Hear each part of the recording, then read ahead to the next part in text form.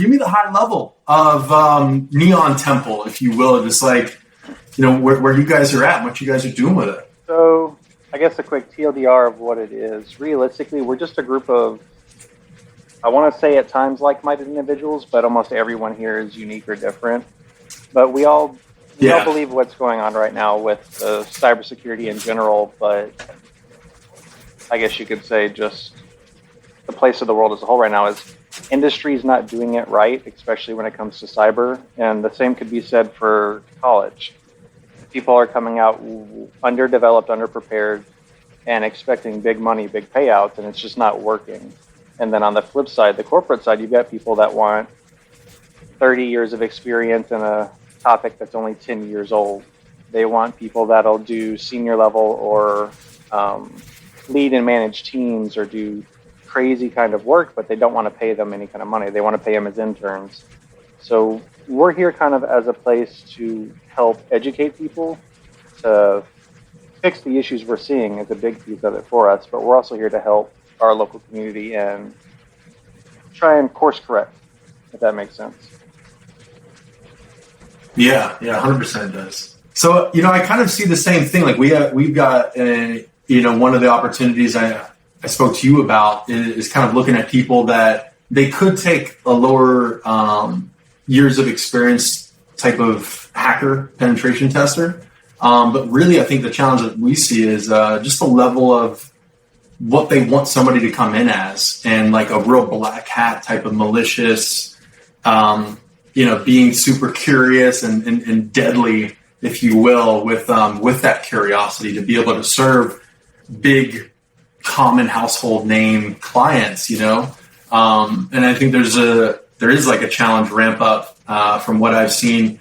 Been able to find a lot of penetration testers who just completed college, or maybe honestly most have just completed college or trying to just find their first role, and it's almost like I remember giving advice to one of my mentors, his son, and it was a trade-off. It was like, do you go to college and try to finish it? And I was like, man, if you could actually network and get little Paul Shirley into like a hacker group, and that's a paid internship or not even paid or just work for free and then try to get in, like you being in a active role doing it is almost more revealing of your capability and more noticeable when it comes to hiring and employers that are vetting, like who are they going to bring onto the team that they could feel is going to benefit their organization, that'll do the, be able to hit the ground running and like, go at it. That was almost more, I think, worthwhile if you could find versus like actually going to like a 4-year degree program. Yeah, I would say it definitely is. A lot of our field right now, I think it's beneficial to have a group, especially locally if you're looking for jobs, a lot like us, because we have people ranging from like 2nd, 3rd year college students that are just trying to make their way to people obviously like our shared friend down here who's doing really crazy off the wall stuff looking for unique individuals. And then we also have other people floating around who are technical officers and CIOs and business owners and leaders running their own stuff. And you don't get that kind of exposure normally, which kind of leaves you out there in the market with everyone else, right? You're stuck throwing your resume at anything that you can find and see and hoping that one sticks. I think the disconnect there is one between college and what's being taught and what's really needed for those roles. A lot of people are looking, I don't know if it's been your experience, but a lot of what we've seen is these industries, especially the larger name corporations and companies, they're looking for people with X, Y, and Z cert. So let's say the pen tester role, for example, they want someone that's done their OSCP. They might have attended a SANS class or two and have one of those certs. They've got experience in maybe a scripting or programming language or two. They've got experience with wireless pen testing. They've got experience with risk and understanding RMF and understanding how those things work. All of those qualifications are almost different niche items themselves, and it's not things you're going to find everyone having. That's a unicorn in and of itself, just with those little things we talked about. And a lot of that training is really expensive and really inaccessible to someone who's not already in a role. with a corporation that's willing to pay for it, right?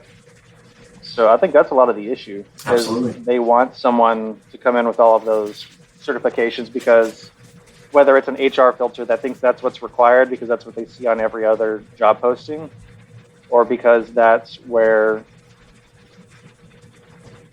the industry they work in is taking them. So say government sector, for example, or some of the larger contractors, they all require people to have certain certs or a certain level to honor those contracts. And it's unrealistic, in my opinion. Yeah. When you're trying to filter through, it is an interesting kind of dilemma.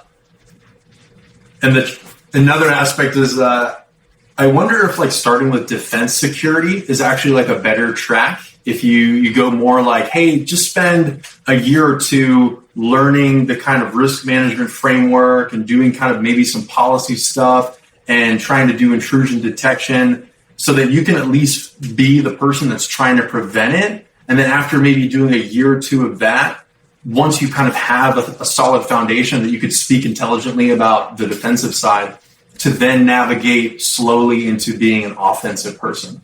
Oh, does that resonate with you as being a way, or it's reverse, or you'd say it doesn't matter? I agree with you completely. I think that should be the path ideally.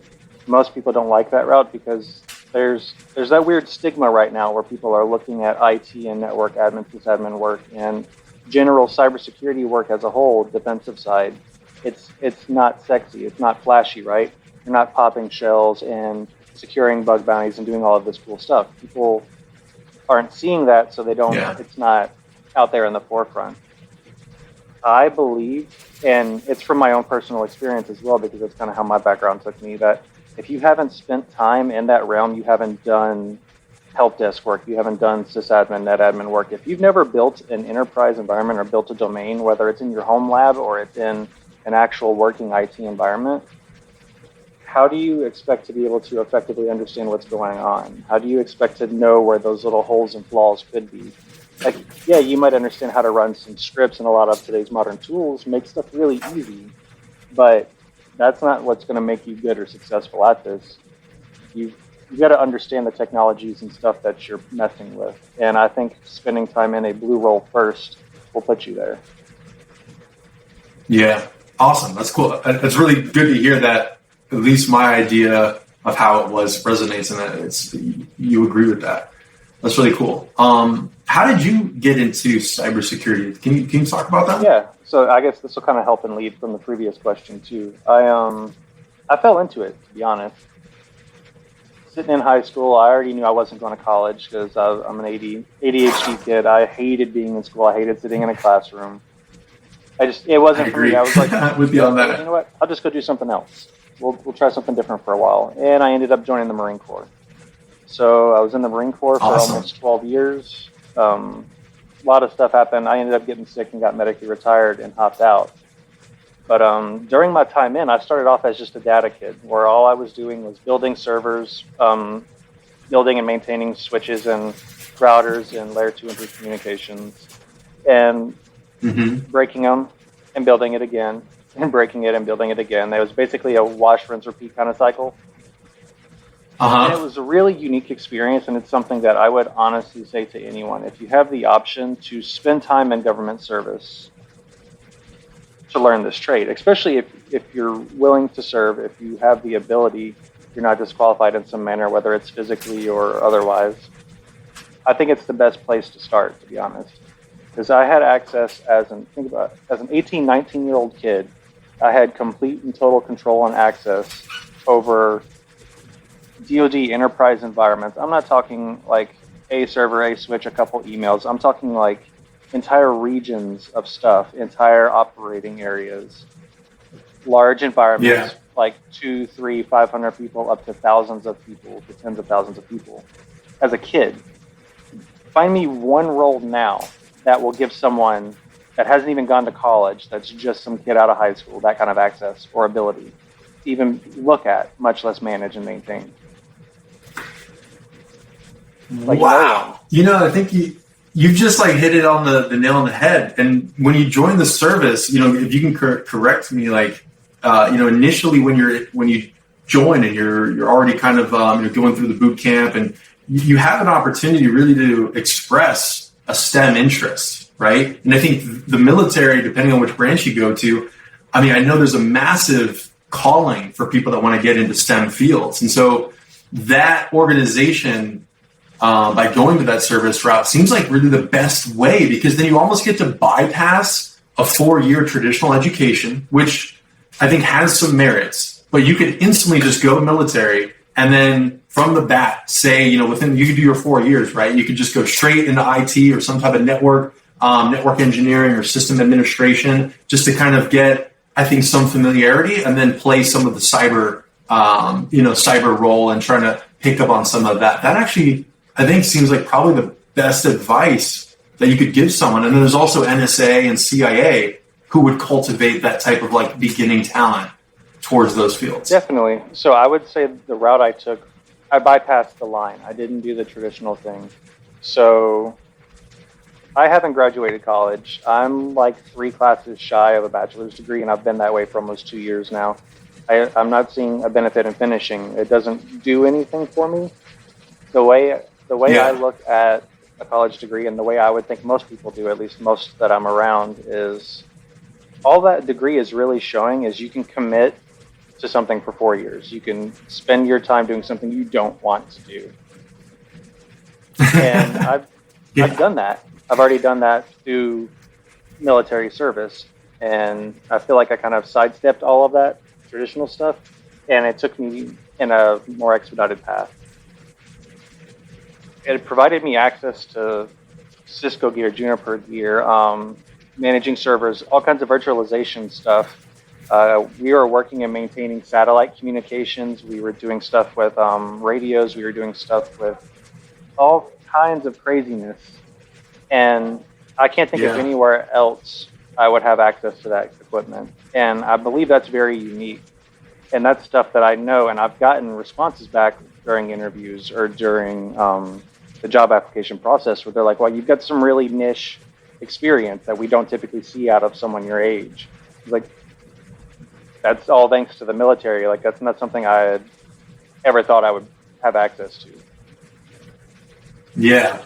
But yeah, so I did the data kid stuff for a while. I managed and maintained a bunch of equipment, enterprise infrastructure, and then I hopped over into cybersecurity. It was the big new thing that was coming up. It was an issue everybody's having, and it looked like a good path to go.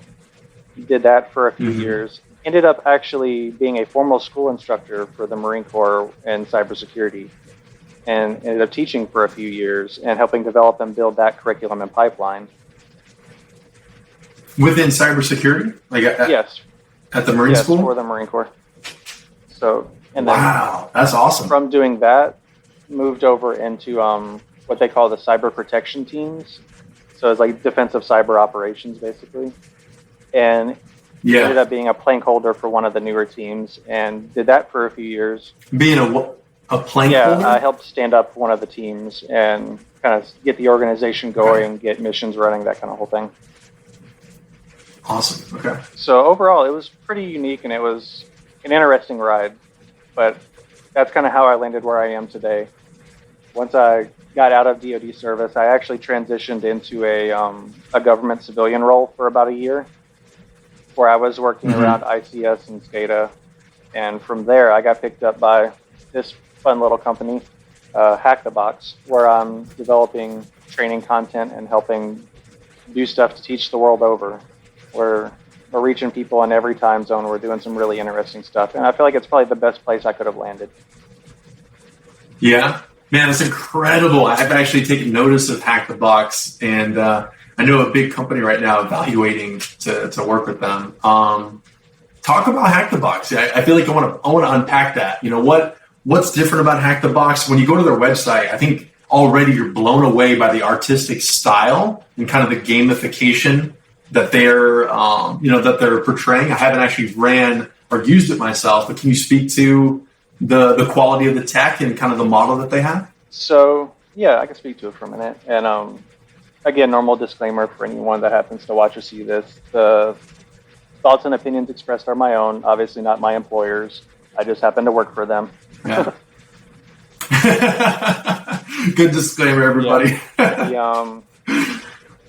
It's unique. There's nothing like it right now. It's like to say gamified learning. So on the main side of it, the main platform, you have all of the real flashy red teaming training, right? So you can go and poke live boxes, practice your hacking skills, level up, do that kind of thing. There's the dedicated labs. There's battlegrounds where you can go and actually like have a time challenge and go against another hacker and see who can kind of get in first and win. And then on the flip side, you have the academy, which Hack the Box runs, and that's a part of what I'm in. And we do think of it as university for hackers or those up and coming in the IT field. We branch off a bit more from that traditional like Hack the Box, Vuln Hub idea, right? It's not just popping shells and trying to break in and root a box. It's okay. Do you need to learn how to use a Linux box? Have you ever actually played with Linux before? If you haven't, we have a class for that. We've built modules that are quick and easily digestible for anyone to go in and learn something new. And that goes anything from like the fundamentals of Windows, Linux, and like networking essentials to say hacking WordPress or learning how to crack passwords with Hashcat. We've got talk on or classes on a little bit of everything. We have one for like say using Wireshark or learning how to do traffic captures, for example. And then really anything and everything. It's a huge course catalog now and it's growing weekly. Very cool. Very cool. What about when you use Hack the Box? How well are some of these challenges or assessments that Hack the Box offers as an indicator of skill? Let's say if you're hiring for a hacker or a penetration tester, I'm sure Hack the Box, I think, has like some type of assessment thing, maybe like a hacking challenge that employers can use to like invite like a potential candidate they're evaluating to try to compete, or can they just say, hey, look up this potential candidate's Hack the Box profile and see all the challenges or modules that they've used and use that as an indicator to see if that they're qualified for what they're looking for? I mean, I think it could be, yes. And it's a matter of what you're looking for. If you're looking for someone to show like very specific experience, like say hacking into Drupal module or just doing like network, like OSINT or messing with specific technologies or tools, it's not really that, but it's a good overall indicator of that person. I would say their drive, their character, their willingness to explore and learn outside of the normal workday or what's required of them, right? So some of the boxes have very realistic scenarios. They have stuff that you'll see present day live in the wild being hit. And there's new boxes released daily and weekly on the main platform. Some of it on the other side is almost, I guess you could say, gamified. It's meant to learn and play. It's producing challenges and giving someone a puzzle to solve.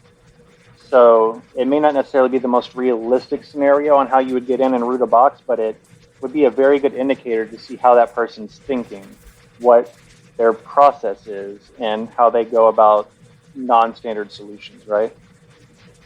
Because it's not something you can just hop onto ExploitDB and find a proof of concept and chuck it at the box and you're in. You have to really do some unique thinking and be creative. Yeah. Interesting. And can you highlight or explain just briefly that ExploitDB, is that like Google's ExploitDB thing where it's a big repository of proven hacks or a constant? Can you explain that a little bit more? Yeah, so ExploitDB is a website that kind of has, if you've ever messed with Metasploit or you've done anything like that before, you've searched through their modules they have that are ready-made exploits. A lot of that comes out of ExploitDB and it's all listed in there. What it is it's a big repository of proof of concepts or advisories or other little scripts you can utilize for open public vulnerabilities. So everything from like Eternal Blue to Drupalgeddon to all like Heartbleed, all of these things, there's proof of concepts on ExploitDB. And if there's not a proof of concept, there's some form of guidance or a way for you to find that next step. And it's nice, it's easy and free to get a hold of and look at. Anyone can go there and snatch a script off of it. What I like about it is usually if there is a listing for some form of vulnerability, There's also links to the CVE. There's links to other people's proof of concepts and stuff like that. So it's not quite a one-stop shop, but it's a very good place to garner information. Very cool. Awesome. Thanks for sharing that.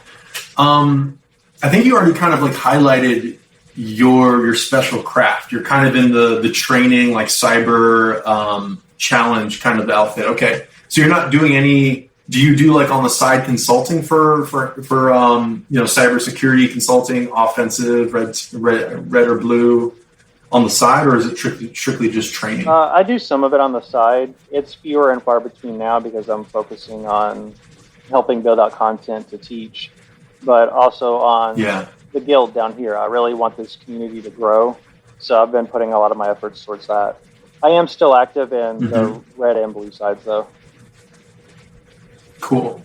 So Neon Temple, what's the community like? Like if somebody were listening to this, I mean, we're here in Tampa Bay, one of you guys are located in Ybor. Can you share a little bit more about what it's like to come visit the Neon Temple? So we're very open and accessible. We're kind of one of those things where we're that community you didn't know was there, but you really need.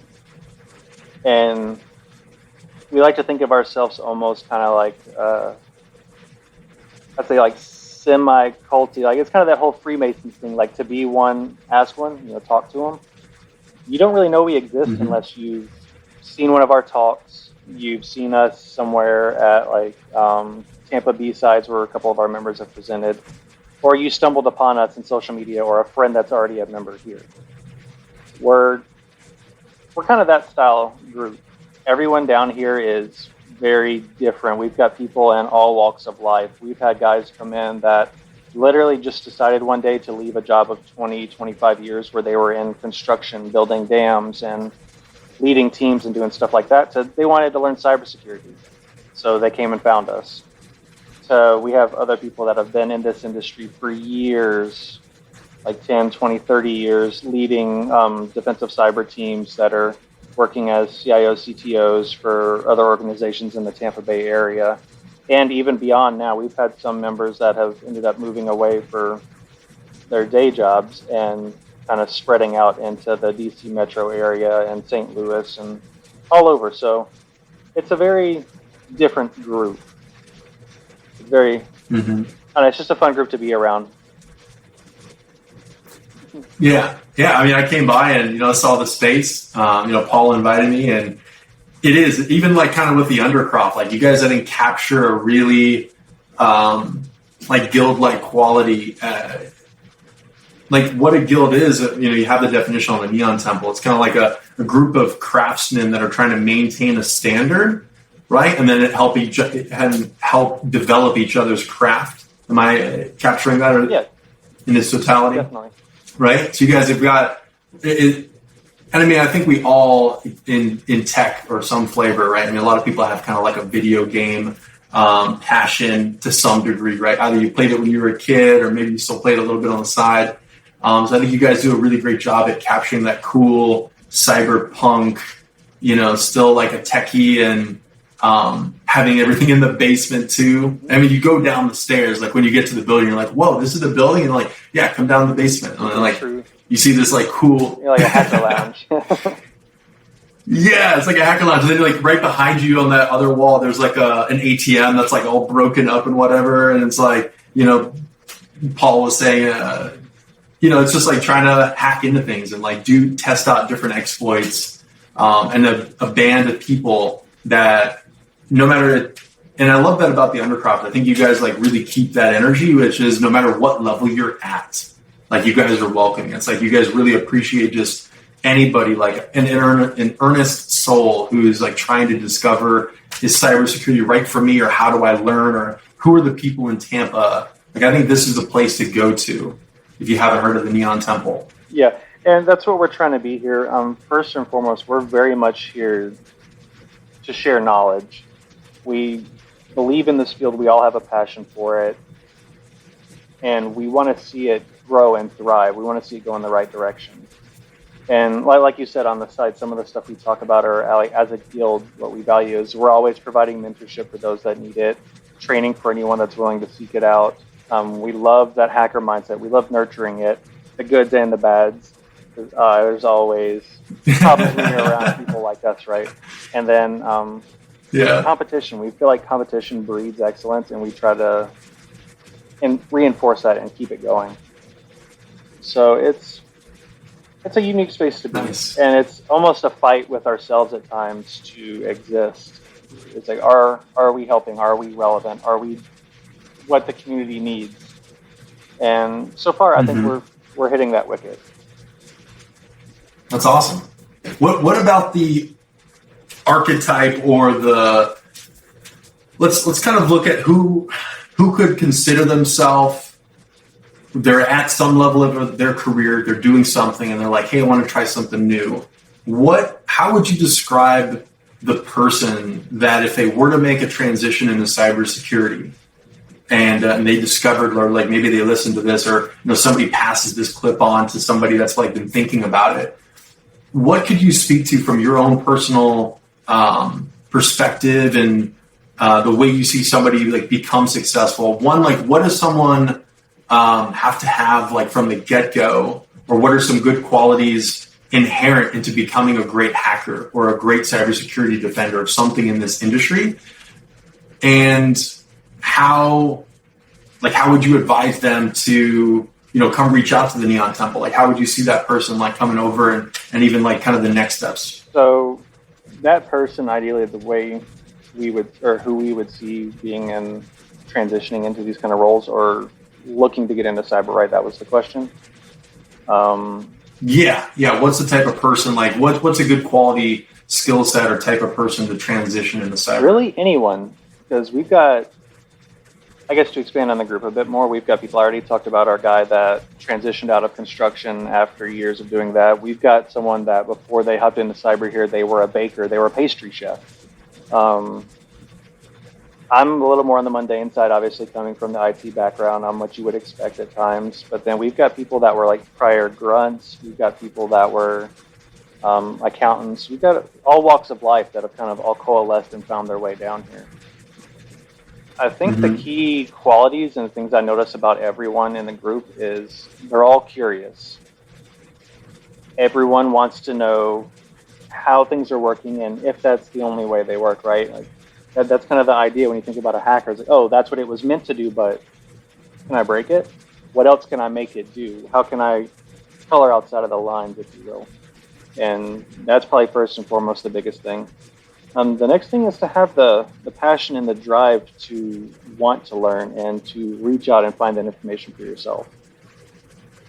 With us trying to reinforce and be that whole guild community style amalgam that we are, is we are very much here to help and to mentor. We bring work in, we bring in training every week, but we're not here to hold your hand. We expect you to put in the hours. We expect you to put in the work. So if you don't have that drive to seek out those resources and knowledge and to further your own education and well-being, we don't really either.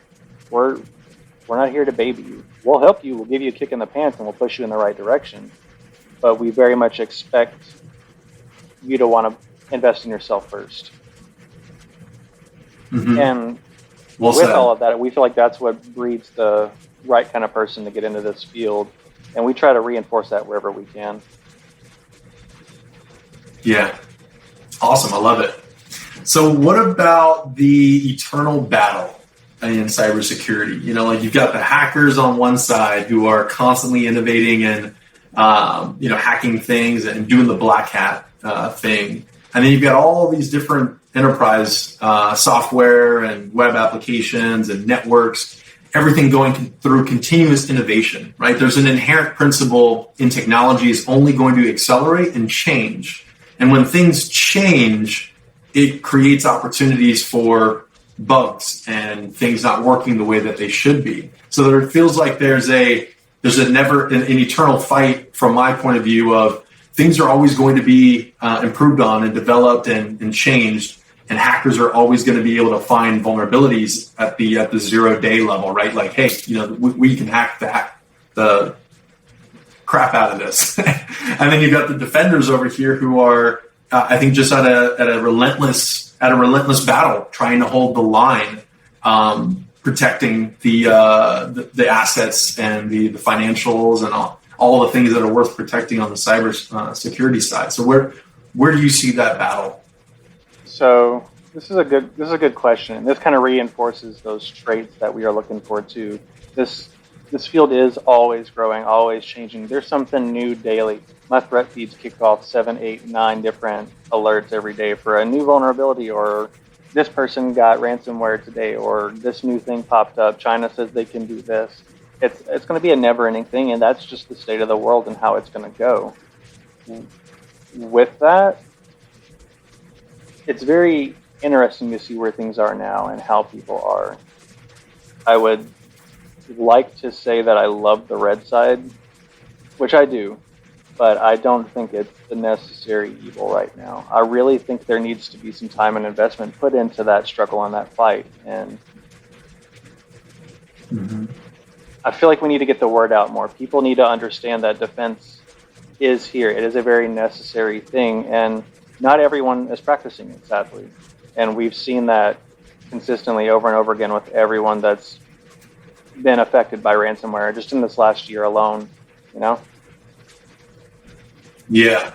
And there's so much going on, so many different niche little fields, like you said, that it's hard to really be a subject matter expert anymore, right? Like, you can call yourself one, you can have the news channel say you are in an interview, and you very well might be for those 5 to 15 minutes at a time, right? But come tomorrow, something new's released, and all of a sudden, you're not at the tip of the spear anymore. You don't understand what's going on. It's new. So I really like that, and I think that's never going to change about this field. That's kind of what keeps you going. It's not monotonous, I guess you could say. You're not just taking some apples or oranges or something at the grocery store, putting them in the bag, and doing the same thing for 500 customers every day. It's, okay, what am I going to learn today? What's news? What's happening? Is there something I need to fix? Is there something I can break?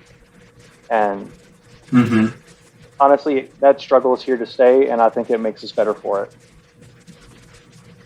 Awesome.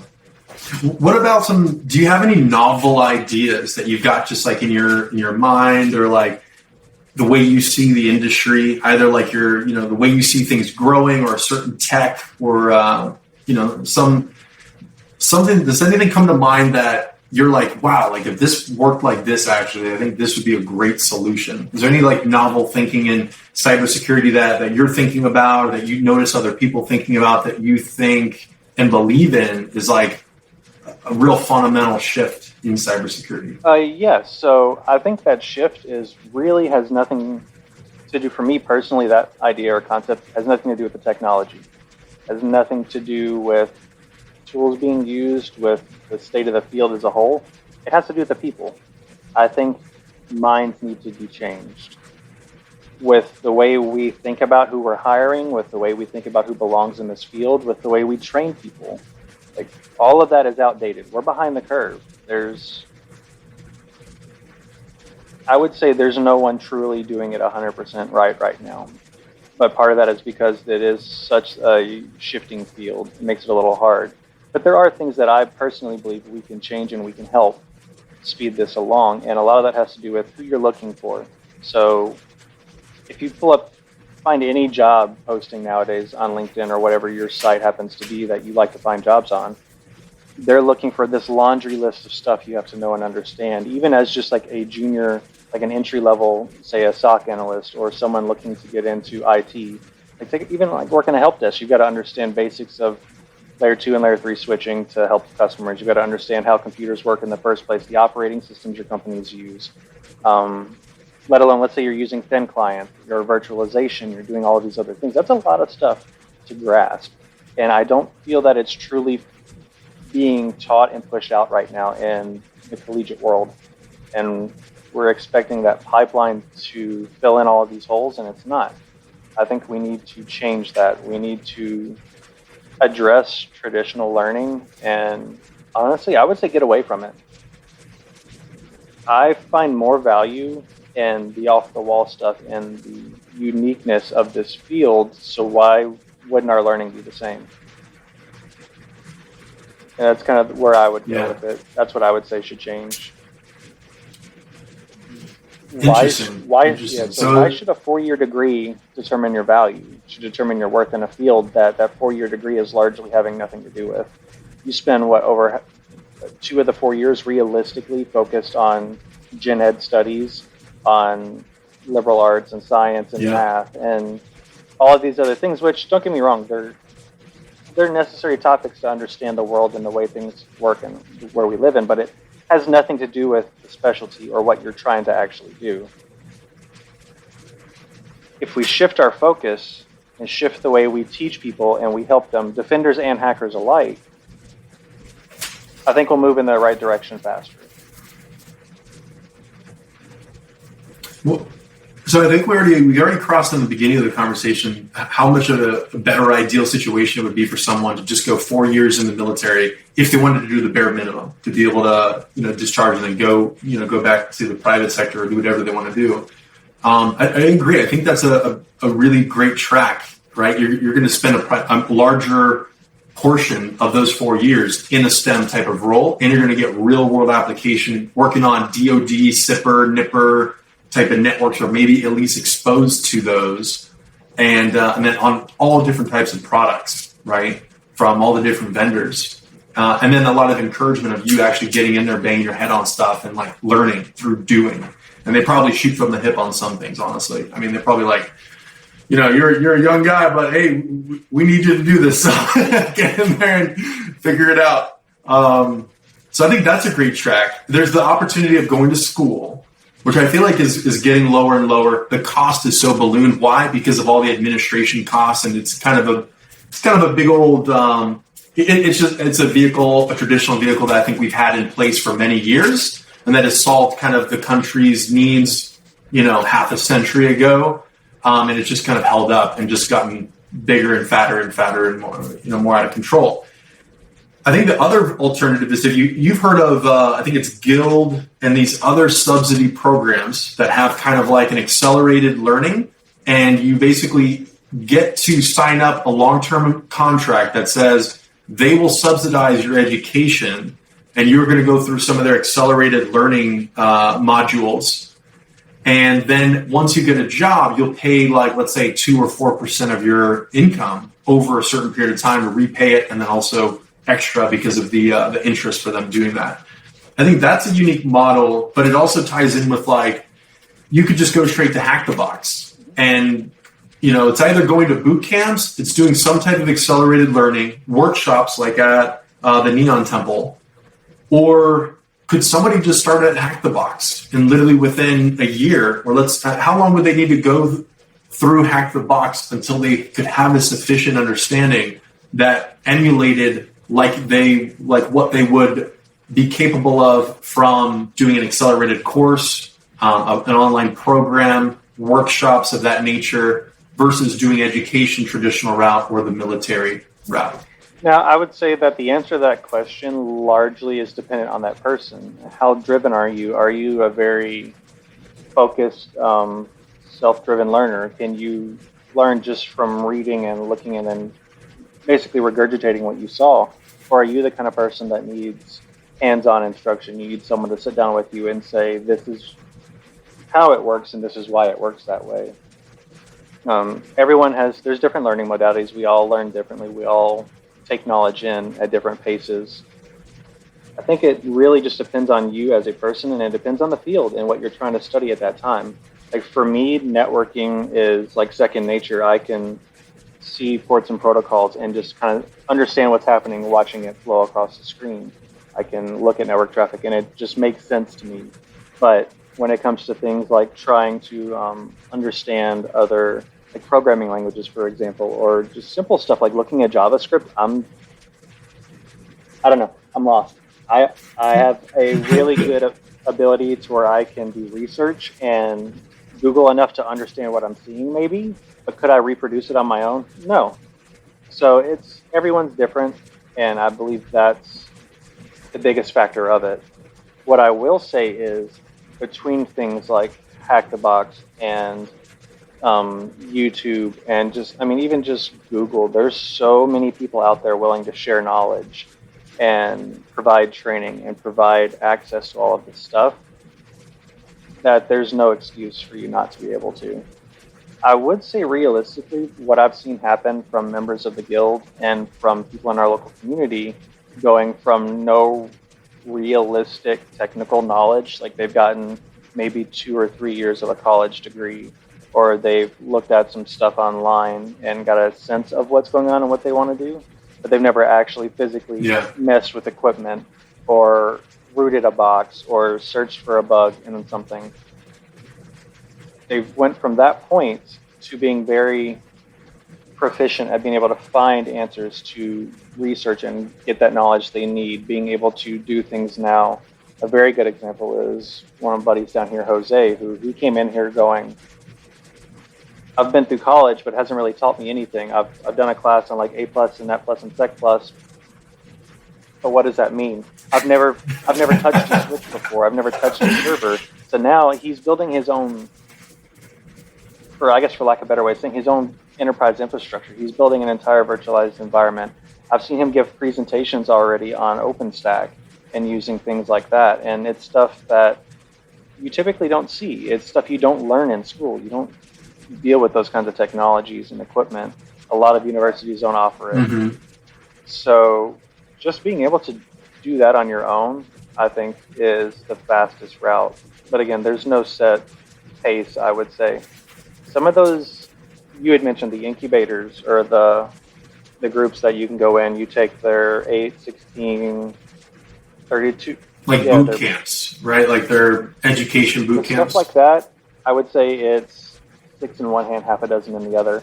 I've seen some groups and organizations that are doing really cool stuff and really good work. They're giving people hands-on experience and practice. They're helping network those students as they go through when they show potential. They're helping place them in jobs afterwards. And then I've seen others that are really just kind of cert mills and money grabs. They're here to put you through 8, 16 weeks of classes that may or may not teach you applicable knowledge. It might be outdated. And all they really care about is, did you use some form of scholarship money or out of pocket, or your GI Bill if you served in the military prior? Did you give them funding for them to come in and give you subpar training? So you really have, that comes back to doing research. You've got to look at the organizations you're talking to and you're willing to put your money into. And I would say that applies to anything and everything. Even us, the Neon Temple, I wouldn't expect someone to blindly just give me money. I would expect you to want to be here, for you to like the product you see us putting out, whether it's our workshops or it's our live stream events, or even just coming down and hanging out and being a part of like the open lab night where we have people come down and pick and prod and play with all the tools and equipment you can see down here. Take time to ask questions from people in the field, even bring their own projects. We've got people bring their own projects down and ask for help on how to help move it forward. And that's what it's here for. But yeah, it's real hacker mindset. Always be wary, always question, always know what you want. Even if you don't know what you want, have an idea of where you're trying to go and chase it. Yeah. Are you guys looking at the boot camp model yourself, like a course curriculum that somebody could, you guys have a price tag and you're a 4-8 week program or something? So we have in the past, a lot of us that are down here as members have done some formalized training like that before. Right now, we're not offering it because it's not what the community is looking for. It's not what they're asking for. And as a group, we don't really see like a cost benefit behind it for students.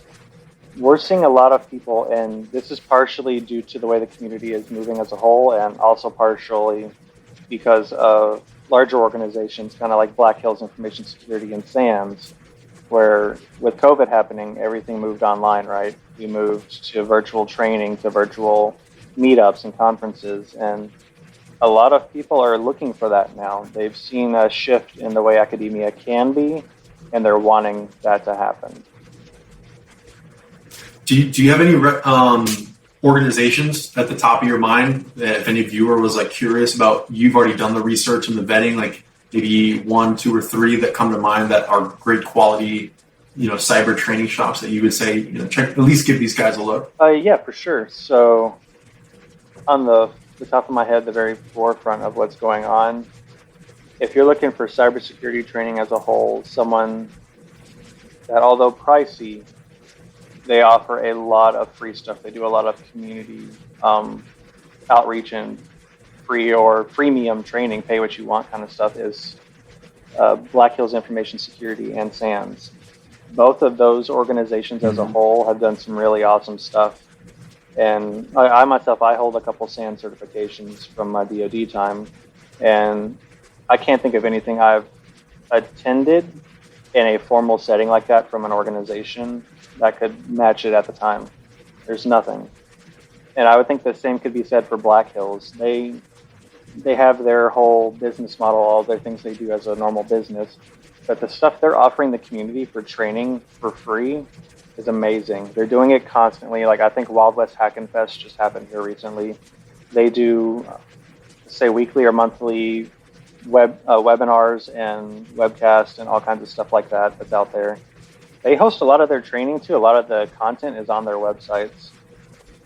And then with like SANS, they've got every year, if you haven't done it, if you really like hacking and poking and prodding at stuff or learning in like a gamified setting, SANS does this thing called Holiday Hack Challenge, which rolls out in December every year. And it's basically like playing a video game. Like last year, I want to say you were one of Santa's helpers. You were an elf and you were walking around the North Pole solving challenges. One of them was dealing with like searching through a seam to find evidence of an incident. Another one was you were figuring out how to hack and bypass the scoring mechanism in a video game. They had like a full simulated like arcade cabinet box inside the game that you were hacking and breaking into. Yeah. And it's a little bit of everything. So from like traditional hacking and CTF style challenges where you're like reversing crypto and that kind of stuff, to they had one where you were messing with CAN bus, where you were messing with Santa's sleigh and how the computer controlled the way the sleigh accelerates and decelerates and does its thing. So it's unique and it's really cool. And for those that are more self-paced and self-taught or prefer to kind of do things when you have free time, shameless plug, I guess, but Hack the Box. I don't think there's anyone out there doing it like we do right now. You can't find the level of content we have in Academy and the exercises in the labs. And even with the main Hack the Box platform side, with the pro labs and battlegrounds and the events they put on, no one else is doing it the way we are. So it's just really cool to see. There you go. Hack the Box, getting the rep points right here. Yep. That's awesome, man. Yeah, I'm great to hear that Hack the Box is crushing it. And thank you for sharing some of those other options too, just for any viewers that are tuning in and like curious about like, what you have a very unique perspective, being where you're at, Trey, and your whole background experience. So I think, your knowledge and wisdom that you're sharing is golden. Oh, thank you, sir. Yeah. I would like to ask you about cryptocurrency, and I guess like your insight or into that. If there's any cool things that are happening that you're like up to date on, that you can share about it. Anything that comes to mind? So this will be one of my weak points, I would say, that I've been so focused in other realms that I haven't deep dived it as much as I probably should have. I would say that it's a thing. It's here to stay. Cryptocurrency isn't going anywhere. We've had a lot of people ask about it, and it's mainstream news now, right? Like even my grandparents are talking about like what's the blockchain and should I buy Dogecoin and this and that. I was like, no one really. It's one of those things where everyone knows they should have a hand in it, but no one knows what it actually is yet. And it's still morphing and becoming its own organism. So I would say it's still fledgling. It's going to change a lot more over the years. What I am finding interesting is a lot of the stuff that it's bringing up along with it. So the idea of security, especially with our money and the way we do exchange of goods and services and stuff like that as currency as a whole. The thought of anonymity, and even if not anonymity, of protecting your identity, and a lot of the stuff that's popping up now for validation of who you are. And yes, you in fact are that person. You own the rights to that wallet or to those goods and services or whatever. I think all of that is awesome. And I honestly probably should put more time into it myself. No, that's cool. Thank you for sharing. Do you think the government, like USA dollar, will become a cryptocurrency? I would say that's kind of hard to answer. I could see it very much happening. There's other countries now that have been looking at it and debating on moving it. I can't remember the name off the top of my head, but I know there's at least one African nation that's talking about backing their entire national currency in crypto. And I believe there's one in South America as well. I want to say is it Brazil? I can't remember off the top of my head, but yeah, there's several nations already looking at doing this. And then you have people like China that are talking about like your social standing and reputation as currency. Like, it's really interesting to see where we're going to go with that and what the value or what we're going to consider money here soon. Because it's just weird when you think about it, right? It's intangible. It's not a thing you can have and hold unless you have like a hard wallet ledger or something. But even then, you're just holding another device, not the actual. Well, it's like a credit card. I mean, like my credit card just represents some ethereal, Chase Bank, and that Chase thankfully does have physical locations around everywhere. But this credit card is a wallet that represents, my financial monies, and I can use it and swipe it here and there. I think it will come, and I almost believe that there's an opportunity to like paint money that the government might look into. Because if you think about the ransomware, if the money was all fully traceable, like everybody used government, the dollar is now on the blockchain, and there is an anonymity level to the user. But if the government makes it, then they're going to know who the money is tied to. And so if you were to hack a corporation and be like, hey, you need to give us X number of dollars, but the only money currency we have is in this government-backed dollar, would that be something that solves the challenge, or would they just ask for that corporate dollar be converted into Bitcoin or some type of other asset that does remain the anonymous factor? Yeah, I don't think it would help or solve it. I think it would be one of those things like we're seeing now where it's just one more currency out there. Look at how many popped up overnight, whether they're meme currencies or they're legitimate things, where not everything is backed by a physical value, I guess you could say. Some of it is just ethereal. It's okay, what do we think that time or that action was worth? What do we think this random picture is worth? And that becomes a set value, and that's how you're basing a lot of that money. The problem I could see it is our government-backed funds are supposedly backed by physical, real, tangible assets, right? Not all crypto is that way, so it'll be a weird bridge to cross. The other part of that being the anonymity piece is people are moving into crypto and using things like that to establish a barrier between them and the world and everything else that's going on. It's also helping to establish a layer of trust and, I guess, certainty that things will happen. So it's like they're talking about was contracts on the blockchain and stuff like that. Those with Ethereum, those things they're set in place. They're triggers that are requiring those things to happen. If a condition is met, it all rolls through, and that's something you don't really see right now, I guess, with normal traditional currency. The way you would think about it, it's just I have money. Will you give me a thing? And that's what it boils down to.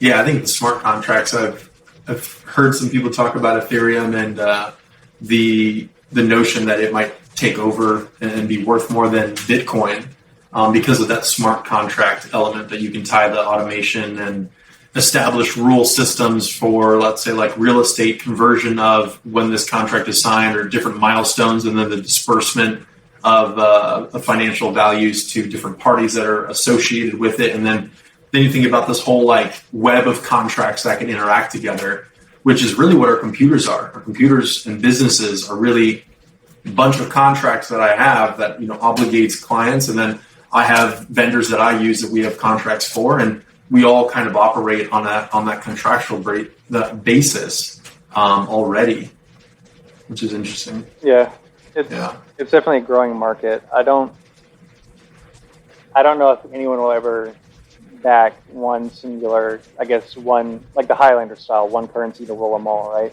That I would think that in itself defeats the whole purpose of what it is and why it exists. So, yeah, well, I guess we'll find out, right? We'll see where it goes. We definitely will. We definitely will. It's a roller coaster. Awesome. Yeah, I would like to, ask. We've definitely been here for a while, and I appreciate the time. I'd love to ask a big question: is like, if you could make any change in the world, what would you like to see happen? Yeah, that is a big question. So, anything as a whole. I guess not to sound like a wackadoodle,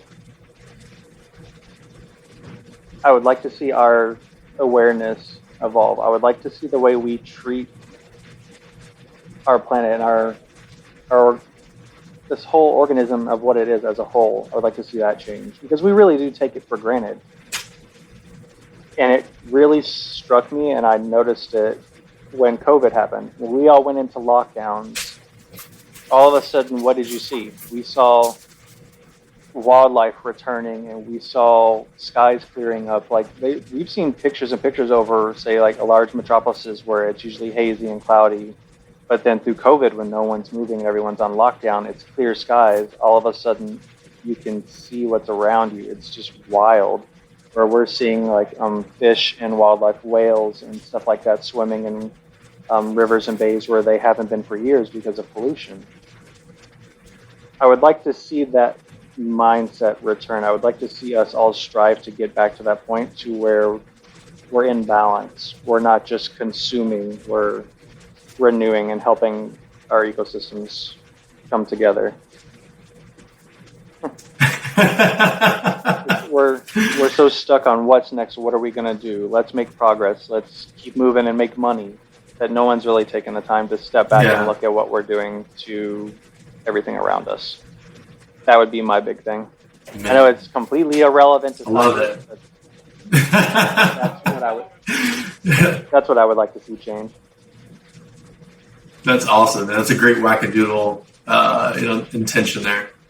And I love that we've got, we're living in this cool age where we got Elon Musk, SpaceX, Virgin Galactic just had their launch into space. I know Jeff Bezos is also, doing everything with Blue Origin. I think it's going to be really cool for people at a higher rate visiting outer space and looking back. And I don't know if that'll feel numb after a while, like once you've gone to space a couple times, you're like, okay, and the accessibility is just so much more there. Like it's a common thing to go into space. But, I remember watching a documentary and I've read even an astronaut book, Astronaut's Guide to Living on Earth. And there's like a peculiar inner transformation that a lot of astronauts say they go through is that when you see the planet from out there, that you have this, like an instilled camaraderie, like a feeling of connectedness and like seeing that, like everything that we're about, as being human is right there, on this planet Earth, as it's like Carl Sagan said, in that pale blue dot just floating in space type of thing. Yeah, I think it would be really good for people to get that change in scenery, I guess, to get that change in mindset and aspect of it. It's one thing when you're walking around every day in your city, all you see is concrete and bricks and antennas everywhere and the occasional tree planted in a planter or something. It's a whole other thing to see the earth as a whole, as an organism, and what it is from that aspect. It kind of changes the way you think about things, right? Now it's not just where I'm at. It's not just, the city's handling trash and recycling. We're really stuck here. This is all we have. And it would take nothing to change that. Like it could happen on the flip of a dime. We could have one rock that's just a little too big hit this planet and we're done. Or we can keep on the track we're doing now. It may not happen in the next 100 years, but it could be the next 2 or 5 that we do it ourselves. And that's kind of a humbling thought that if we don't strive to at least keep neutral or positive with where we live now and expand into space and become a new organism, basically become something different, we have to. There's nothing to it. We have to change. We have to keep moving. Mm-hmm. Yeah. Yeah, we're an adaptive, species. I think at the core, I think we all, especially living in this wild, accelerated time of facing technology and all these things that are just happening at a faster and fast click to figure out where you're at and how you fit in the whole picture. I think now more than ever we have way too much ease of survival and greater demands of, I want to say, like identity or like who you are, because it was a lot more easier when it was just hundreds or thousands of years ago, when it was just super basic. You had to do a whole bunch of work just to get a bucket of water, and your family needed 20 buckets. So it takes you an hour to go get one bucket. So you got all day just trying to survive just trying to get water. And now with the comforts of our home, I heard this reference by this guy named Sadhguru, which is this kind of like Indian guy with like a massive beard. He was on this podcast with Tom Ballou, and it just hit me. It just made so much sense that we're in this time frame where now survival is like no big deal, right? Like ease of access, unless you find yourself lost in the wilderness, then you're worried about it, but it's not really happening. And so we have more time than ever to, just be at unease within ourselves and occupy ourselves with thoughts of, like what's going on, or like what do I want to do, or maybe not taking notice of like the simple things and the great things of just having an ordered day and like being outside, or feeling like connected with yourself and with your people that you're around. Because I feel like it's great that you have the guild. Because I think community is what drives a lot of like health and just people like coming together. It really makes a difference in just life satisfaction and like with who you are within yourself. Because we all have our own things and we're all working from computers all day, often in our own worlds. Yeah, it definitely is. I'm an extroverted person by nature. I can only take so long sitting at home, staring at my screens and not talking to anybody else besides like my dog or my kids. I've got to have interaction. I've got to have some sense of, I guess, reasoning and purpose. Like, why am I doing this? Why am I chasing down all of this knowledge, all of these people? Why am I doing what I do on a daily basis? And a lot of that for me comes from that community. It comes from helping people and seeing them grow. And it's really hard to do that if you never leave your four walls, right? Yeah, absolutely. So anything else you want to share about the Neon Temple before we wrap up? Sure, yeah, I could do a little plug. I would say that we are a fledgling community out here in Ybor and Tampa. We've got a lot going on, constant events. Thursdays, we have live streams. Some are members only, some are open to the public. You can catch us on our social media, Twitter, Facebook, LinkedIn, all those fun, normal sites where everybody else is, right? And see what's coming up for that week. If you have the drive, if you have the interest, or you even just want to hang out with some people in the same profession for a little while, you don't have to attend the workshops or talks or training. You can just come hang out with us. We're here. We're always looking for new people. And if you have a willingness and you want to share knowledge and information with us, we're here waiting to hear it. So, yeah, that's us. We're here. Awesome. That's fantastic. Cool. Well, everybody that listened to this, I'll have some of the info down below that you'll be able to access and be able to find out some of the contact information to find the Neon Temple if you're in Tampa and Ybor. And I hope you guys check it out. It's definitely a cool place. Well, thank you for your time. Yeah. Thank you, Trey. I appreciate it, brother. It's been a great conversation. Thank you for having me.